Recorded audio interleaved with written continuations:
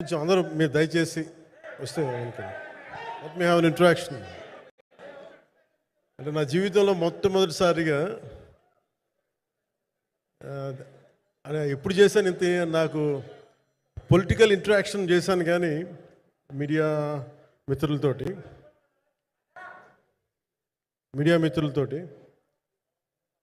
Cinema పరంగా నేను ఎప్పుడు ఆలోచించలేదు, ఎప్పుడు నాకు చేయలేదు.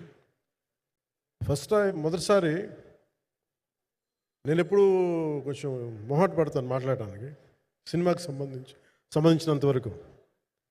ఇక్కడ సినిమాని ఎలా ప్రమోట్ చేసుకోవాలో నాకు తెలియదు. పని చేయడం తెలుసు తప్ప దీన్ని అంటే మనం ఇంత చేసామని చెప్పడం ఎప్పుడు నాకు కొంచెం ఎబ్బెట్టుగాను ఇబ్బందిగా ఉంటుంది. ఇంకా నేను చాలా యాక్సిడెంటల్ యాక్టర్ అండ్ ఇంకా గత్యంతరం లేక టెక్నీషియన్ అయిన వాడిని. నాకు నచ్చే సన్నివేశాలు, నచ్చే సినిమాలు చేసుకోవడానికి ఆ పరిస్థితుల్లో ఇది నా మొదటి ఇంటరాక్షన్. ఇది నా కూర్చోండి.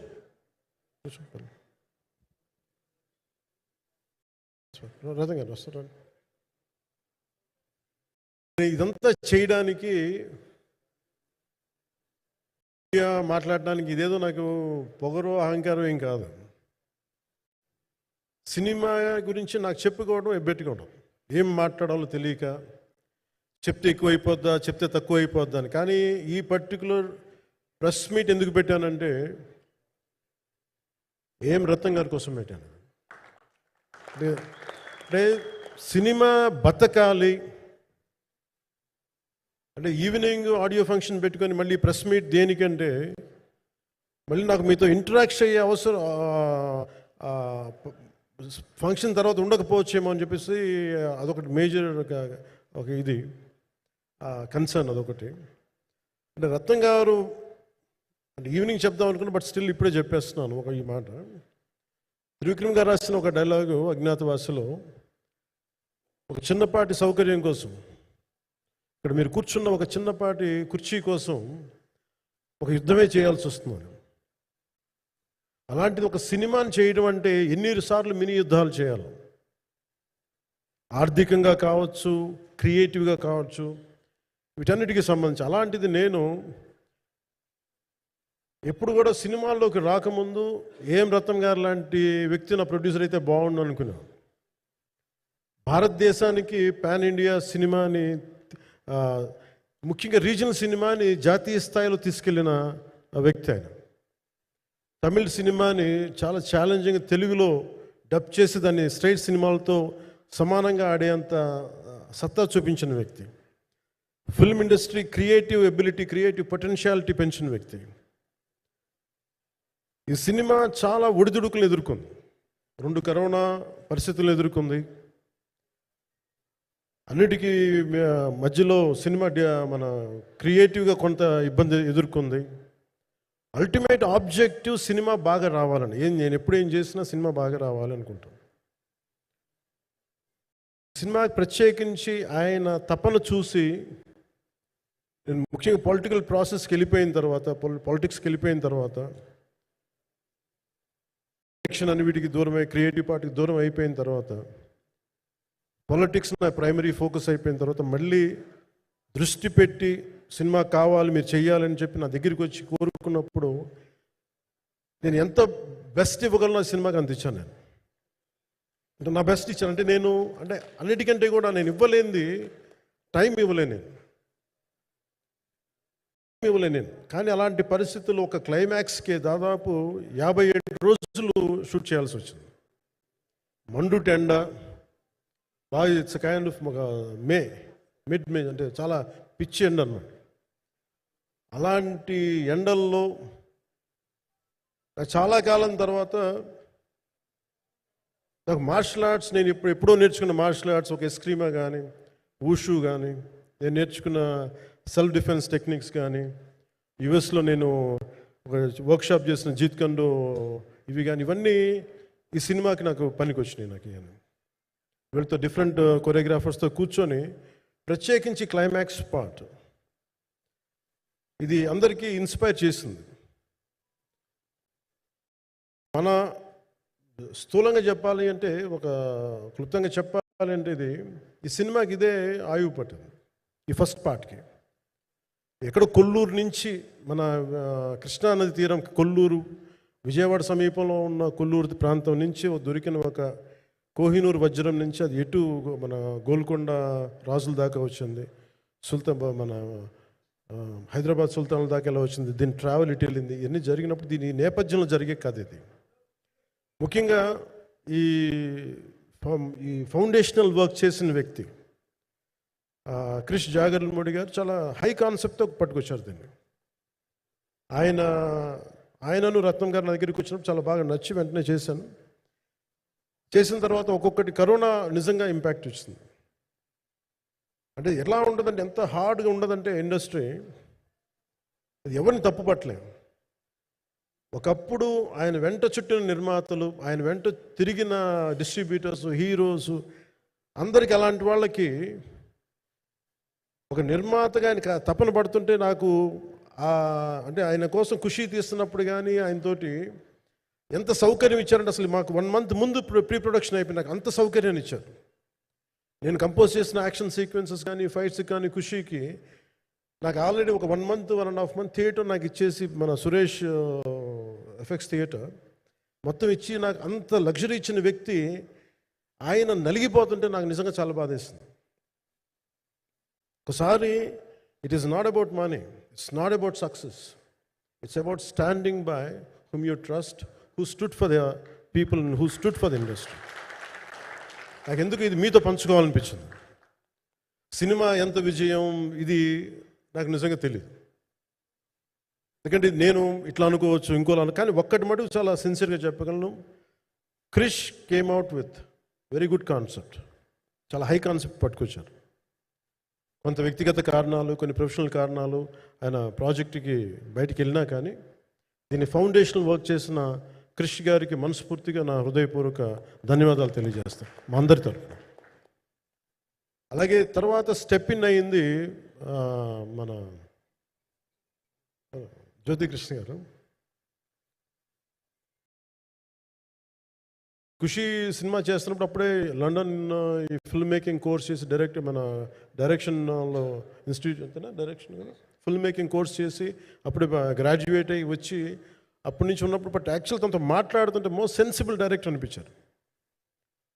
ఈ ఒక టైంలో ఏమనిపించిందంటే, బయట ఉన్న మాటలు కానీ అసలు సినిమా వస్తుందా లేదా బయటికి అని ఉండేది. కానీ మాకు ఎప్పటికప్పుడు నీరసం పడిపోయినప్పుడల్లా, నాకు నీరసం వచ్చేసేది. సినిమా అవుద్దా అవ్వదా అనుకున్నప్పుడల్లా దీనికి ప్రాణవాయువునిచ్చిన వ్యక్తి కీరవాణి గారు. ప్రతిసారి వర్క్ చేసి, నేను ఎందుకంటే సినిమా చివరి దాకా నేను నమ్మను ఎప్పుడు. నేను ఒక సినిమాని నేనేం నమ్ముతాను, చిన్నప్పటి నుంచి వెరీ ఫార్మేటివ్ ఇయర్స్లో నుంచి కూడా ఒక మంచి సినిమా గురించి నువ్వు మాట్లాడక్కర్లా, రిలీజ్ అయితే బాగలేకపోతే ఎలాగ మాట్లాడక్కర్లా. అందుకే నేను ఎప్పుడు సినిమా క్వాలిటీ మీద దృష్టి పెడతాను తప్ప ఇంక మిగతా వాటి మీద మాట్లాడను. అందుకే నాకు ఎప్పుడు ఈ మాట్లాడటం అనే దాని మీద ఎప్పుడు దృష్టి పెట్టలే. కానీ ఫస్ట్ టైం ఈ సినిమాకి చాలా అవసరం అనిపించింది. అందుకని ఒక నిర్మాతలు కనుమరుగవుతున్న ఈ సమయంలో ఒక బలమైన సినిమా తీసి ఒడిదుడుకుల్ని తట్టుకోగలిగి ఒక నిర్మాత కనుమరుగవ్వకూడదు. ఆయన పక్కన ఏది ఉండాలని, అండగా ఉండాలని చెప్పేసి నేను అన్నీ వదిలి, ఇంత బిజీ షెడ్యూల్స్ అన్నీ వదిలేసి, ఒకవైపు నన్ను నా ప్రత్యర్థులు తిడుతున్నా కానీ, సినిమాలకు వెళ్ళిపోయిన తిడుతున్నా కానీ, ఇదేంటంటే నాకు అన్నం పెట్టింది ఇది నాకు నా సినిమా పరిశ్రమ. అంటే ఇక్కడున్న మిత్రులందరూ కూడా చాలామందికి నేను ఇండివిజువల్ ఇంటర్వ్యూస్ ఇచ్చాను. నేను చాలాసార్లు నాగేంద్ర కానీ, మీరు కానీ, చాలామందికి, వీళ్ళందరూ చాలామందికి నేను వ్యక్తిగతంగా తెలుసు. కాకపోతే నాకు సినిమా అంటే, నేను సినిమా గురించి ఎక్కువ చెప్పలేక ఎక్కువ మాట్లాడలేను కానీ, బట్ నాకు నిజంగా సినిమా మీద అపారమైన గౌరవం, సినిమా మీద అపారమైన ఆసక్తి, నాకు ప్రాణవాయువు అది. Story telling is a necessity for each and every individual. So cinema అది మనకు కల్పిస్తుంది, సినిమా మనకి అలాంటి. కానీ ఈ సినిమా ప్రత్యేకించి చాలా ఛాలెంజింగ్ సర్కమ్స్టాన్సెస్లో, చాలా ఒడిదుడుకుల్లో, యాడ్వర్స్ కండిషన్స్లో కూడా మనస్ఫూర్తిగా దీన్ని ముందుకు తీసుకెళ్ళి ఆర్థిక ఇబ్బందులు ఎన్ని వచ్చినా కానీ, అంటే నాకు పొలిటికల్గా పేరు ఉండొచ్చు, దేశవ్యాప్తంగా నేను తెలిసి ఉండొచ్చేమో, కానీ సినిమా పరంగా వచ్చేటప్పుడు నేను చాలా హీరోస్తో కంపేర్ చేస్తే వెరీ ఒక వాళ్ళందరికంటే చాలా తక్కువ నేను. సో దానికి ఉండే ఇబ్బందులు దానికి ఉంటాయి. మిగతా వాళ్ళకి బిజినెస్ అయినందుకు నాకు బిజినెస్ అవ్వదు, వాళ్ళకి వచ్చినందుకు నాకు రాకపోవచ్చు. ఎందుకంటే నా దృష్టి, నా కాంపిటేటివ్నెస్ ఎప్పుడు నేను సినిమాల మీద పెట్టలేదు. నేను ఇప్పుడు సొసైటీ పొలిటికల్ ప్రాసెస్ పెట్టాను, కానీ ఎప్పుడు సినిమా మీద నేను ఎంత ఉండాలని నేను ఎప్పుడు పెట్టలేదు. ఇప్పుడు నేను ఎప్పుడు చాలాసార్లు మన నాగేంద్ర కానీ మిగతా మన సూపర్ హిట్ మన కీర్తిశేషులు బిఆర్ రాజు గారు చనిపోయారు ఇంటర్వ్యూస్లో కూడా ఉంటుంది. ఈ చిత్ర పరిశ్రమ చాలామంది హీరోస్ ఉంటారు, వాళ్ళలో నేను వన్ ఆఫ్ ది హీరో అంతే. నాది ఒక సంవత్సరంలో ఒక ఫ్రైడే ఒక థర్స్డే రిలీజ్ అవుతుంది అంతే, అంతకుమించి తప్ప ఇది అందరి పరిశ్రమ అందరూ రావాలి అలాంటిది నేను కోరుకునేవాడిని నేను. సో దాంట్లో భాగంగా రత్నం గారు లాంటి నిర్మాత బతికుండాలి, రత్నం గారి నిర్మాతకి ఇబ్బందులు కలగకూడదని చెప్పి లాస్ట్ మినిట్లో ఇంక చూసిన తర్వాత I stepped in to it. నేను భుజాల మీదకి తీసుకున్నాను ఇది. క్లైమాక్స్ని ఎలా భుజాల మీదకి అంటే, ఎందుకంటే ముఖ్యంగా ఇక్కడ ఇది ఇంకొక బలమైన స్టార్ కాస్టింగ్ చాలా బాగా చేశారు ఆయన. ముఖ్యంగా బాబీ డియోల్ గారిని అంటే ఈరోజు చూస్తుంటే నాకు అదే అనిపించింది. ఈరోజు మన ప్రెస్ మీట్ కూడా నేను వచ్చాను. అందరూ ఎంత బిజీగా ఉన్నారని కొన్ని రాత్రుల నుంచి నిద్రలేదు. మన మనోజ్ పరమహంస గారికి కానీ, రత్నం గారికి కానీ, జ్యోతి గారికి కానీ, పాపం ఈ సినిమా ప్రమోషన్ సింగిల్ హ్యాండెడ్గా పాపం నిధి అగర్వాల్ భుజాల మీద వేసుకొని నాకే బాధ అనిపించింది. పాపం ఒక అమ్మాయి తన కెరీర్ తను చూసుకోవాల్సిన అమ్మాయి కూర్చోబెట్టి నాకే సిగ్గు అనిపించింది. I had truly appreciate you. అంటే చాలా పాపం అన్నీ వెళ్తూ ఉంటే నాకు ఇదేంటి సినిమాని అనాథలా వదిలేశారండి అనిపించింది. సో నాకేమనిపించింది, ఈ సినిమాకి ఎవరు అనాథలా వదలలేదు, నేను ఉన్నానని చెప్పడానికి వచ్చాను ఈ రోజున. ఎందుకంటే నేను కోట్లాది మంది ప్రజలకి అండగా ఉండేవాడిని, దేశంలో ఉండే సమస్యలకి స్పందించేవాడిని. అలాంటిది తెలుగు సినిమాకి, నా సినిమాలకి మీకు తెలుసు గతంలో ఎన్నిసార్లు ఇబ్బందులు పెట్టారు. అదే మన ప్రభుత్వం అక్కడికి రాగానే వెంటనే సాధారణంగా గుండెలు హృదయ కవాటాలు తెరిచి మరి ఆహ్వానించాం. ఏమీ కృతజ్ఞత కూడా ఆశించలేదు. అంత చిత్ర పరిశ్రమను అంత గుండెల్లోకి తీసుకుంటాం. అలాగే దీనికి సంబంధించి అలాంటిది నా సినిమాని నేను ఎందుకు వదిలేస్తాను? ఎందుకంటే ఇది ఇంకో సినిమా కాదు. ఒక మేకప్ మ్యాన్గా ప్రారంభమయ్యి ఇంకో ప్రొడ్యూసరు, డబ్బులున్న ప్రొడ్యూసరు, పెద్ద జీవితాల నుంచి వచ్చిన ప్రొడ్యూసరే కాదు, చాలా చిన్న స్థాయి నుంచి, ఒక మేకప్ మ్యాన్ స్థాయి నుంచి బాయ్గా స్టార్ట్, అంటే చిన్నపాటి అసిస్టెంట్గా స్టార్ట్ అయ్యి చాలామంది మన సీనియర్ దర్శకులందరి దగ్గర పనిచేసి అంచెలంచెలుగా ఎదిగి నిర్మాత అయ్యి, దర్శకుడయ్యి, స్క్రీన్ ప్లే రైటర్ అయ్యి, మీరు ఏమన్నానంటే ఆయన మౌనంగా ఉంటారు. ఎవరు ఎన్ని ఇబ్బందులు పెట్టినా మౌనంగా ఉంటారు. ఆయన మౌనం ఒకసారి నాకు విపరీత అసహనానికి గురి చేసేస్తుంది. మీరు ఏదైనా మాట్లాడాలంటే ఎవరు ఇబ్బందులు పెట్టి ఏం ఎదురు తిరగరు ఏంటంటే ఇలా అంటారు, ఏం చేయాలి. ఇంకా ఇలాంటి వ్యక్తికి ఆయన మౌనం నన్ను ఇలా రోడ్ల మీదకి వచ్చి ఇలా మీ దగ్గరికి ముందుకు నుంచోబెట్టింది.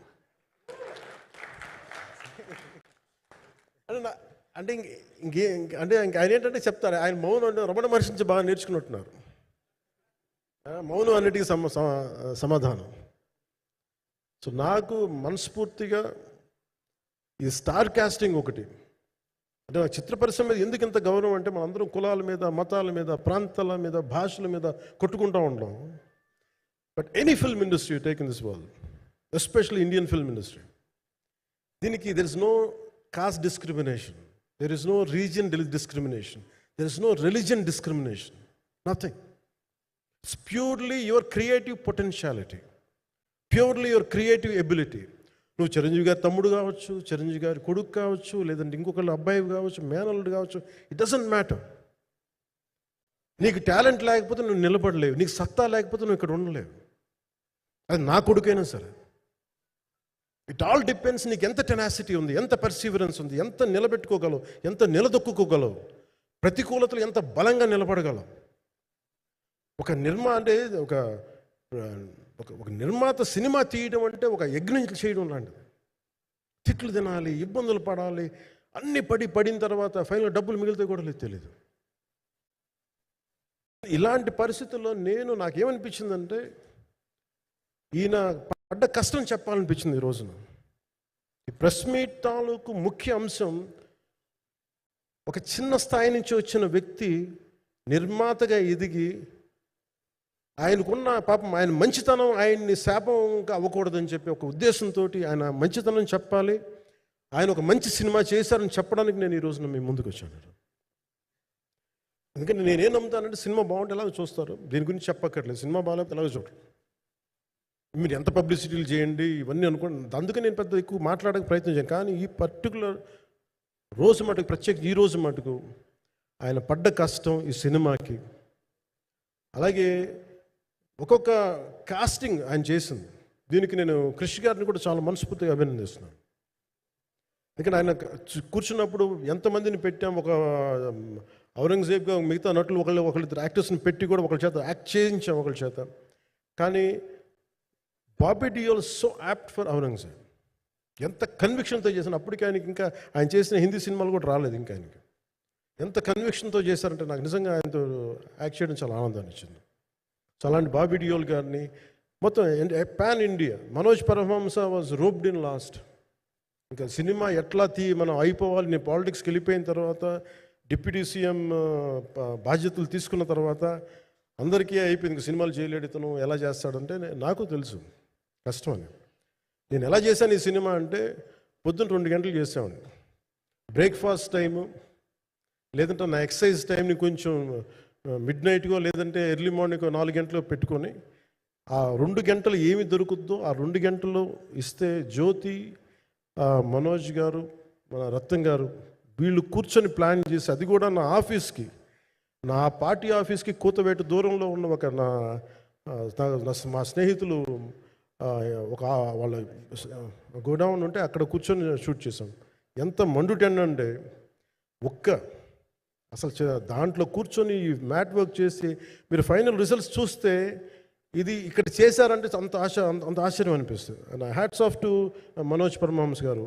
అండ్ ఈ సీన్స్ అన్నిటికీ ప్రీ విజువలైజేషన్, ప్రతి సీన్ చేయబోయే ముందు అసలు నాకు ఏమనిపించిందంటే, సినిమా చేయగలమా లేదనని పరిస్థితుల్లో జ్యోతికృష్ణ గారు ముందుకు వచ్చి నాతో మాటలు నేను చెప్పలేదని, ఇది ఇలా చేస్తాం అలా చేస్తాం ఏం చెప్పలా, ఏమి చేయబోతున్నాడో ఎవ్రీథింగ్ వాజ్ ప్రీ విజువలైజ్డ్. ఈ సీన్ ఇలా ఉండబోతుంది, ఈ చేయబోయే సీన్ ఇలా ఉన్నది. నాకు దాని మీద ఆత్మవిశ్వాసం కలిగింది. నాకు లేదు, ఒక సత్తా ఉన్న దర్శకుడు, తెలుగు చిత్ర పరిశ్రమకి సైజ్ తీయగలిగేవాడు, మంచి సాలిడ్ ఎడిటింగ్ సెన్స్ ఉన్నవాడు, మ్యూజికల్ సెన్స్ ఉన్నవాడు. అలాంటి వ్యక్తికి మనోజ్ పరమహంస గారు తోడారు. వీళ్ళిద్దరు కాంబినేషన్లో రత్నం గారి అనుభవంతో ఈ రోజున ఒక మంచి ప్రోడక్ట్ అయితే తీసుకొచ్చాం. ఇది ఎలా ఉంటుంది, ఎలా ఉండబోతుంది, ఎంత హిట్ అవుతుంది అనేది ఇది సంపూర్ణంగా ప్రజల చేతిలోనే ఉంటుంది. అది ఏ స్థాయిలో ఇది ఉంటుంది అనేది అది ప్రజలు చెప్పాల్సింది తప్ప ఇది నేను చెప్పుకునేది కాదు. బట్ నా వరకు నేను ప్రత్యేకించి నేను వ్యక్తిగతంగా చేసింది ఈ సినిమాకి, అపార్ట్ ఫ్రమ్ యాక్టింగ్ కాంట్రిబ్యూషన్, నేను ఏ సినిమా చేసినా ప్రతి సన్నివేశంలోనూ ప్రతి సాంగ్ అండ్ డాన్స్లో కూడా కొన్నిసార్లు నేను చేయలేక, నేను ఒక రిలక్టెంట్గా యాక్టర్లో ఎలాగో టెక్నీషియన్గా కూడా నాకేంటంటే, సుస్వాగతం సినిమాలో నన్ను తీసుకెళ్ళి వైజాగ్లో బస్సు మీద ఎక్కించి డ్యాన్స్ చేయమన్నారు. చచ్చిపోయాను డ్యాన్స్ ఇలాగ. ఇంకా మిగతా వాళ్ళకి ఎంత తేలికైన డ్యాన్స్ నాకు చేయాలంటే నేను గింజుకుపోయి నేను అనుకున్నాను ఈరోజు ఇంక సినిమాలు మానేస్తాను చెప్పి మౌదునికి ఫోన్ చేసి కూడా చెప్పాను, చాలా పర్యాలు చెప్పాను. అలాంటి అందుకని నాకేంటంటే సాంగ్ అండ్ డ్యాన్స్ కూడా నేను ఎలా చేయగలను దానికి అనుకోగా నేను ఎత్తుక్కుంటాను. అలాగే యాక్షన్ సీక్వెన్స్ కూడా రియల్ లైఫ్లో కొడితే ఎలా ఉంటుంది, మార్షల్ ఆర్ట్స్లో సాధన ఉన్నవాడిని, ఈ లాట్ ఆఫ్ వర్క్షాప్స్, ఈ మార్షల్ ఆర్ట్ వర్క్షాప్స్ చేసిన వాడిని కాబట్టి హౌ రియలిస్టిక్ వీ కెన్, ఎంత సహజంగా మనం వెళ్ళగలం, వీటి మీద ఒక అవగాహన ఉన్నవాడిని కాబట్టి చాలాసార్లు కూర్చుంటాను. కానీ ప్రత్యేకించి ఈ 20 minutes లాస్ట్ సీక్వెన్స్ ఇది 2 partsగా ఎలా అయింది అంటే, ఒరిజినల్ థాట్ క్రిష్ గారి దగ్గర నుంచి వచ్చినప్పుడు ఇట్ వాస్ క్వైట్ లాంగ్. ఒక నిర్ణయం ఈ సినిమా ఒక పార్ట్లో అవుద్దని అనేవాడు మొదటి నుంచి. బట్ లేటర్ వాళ్ళు డిసైడ్ చేసుకొని ఒక టైంలో ఇది అవ్వదు, we want make it as 2 parts అనుకున్నప్పుడు ఎక్కడికి వచ్చి ఆగిందంటే ఈ క్లైమాక్స్ దగ్గరికి వచ్చి ఆగింది ఫస్ట్ పార్ట్. సో చెప్తున్నప్పుడు నాకేమనిపించిందంటే how else we can take it, how else we can scale it up. So దానికి నేను కూర్చొని నాకున్న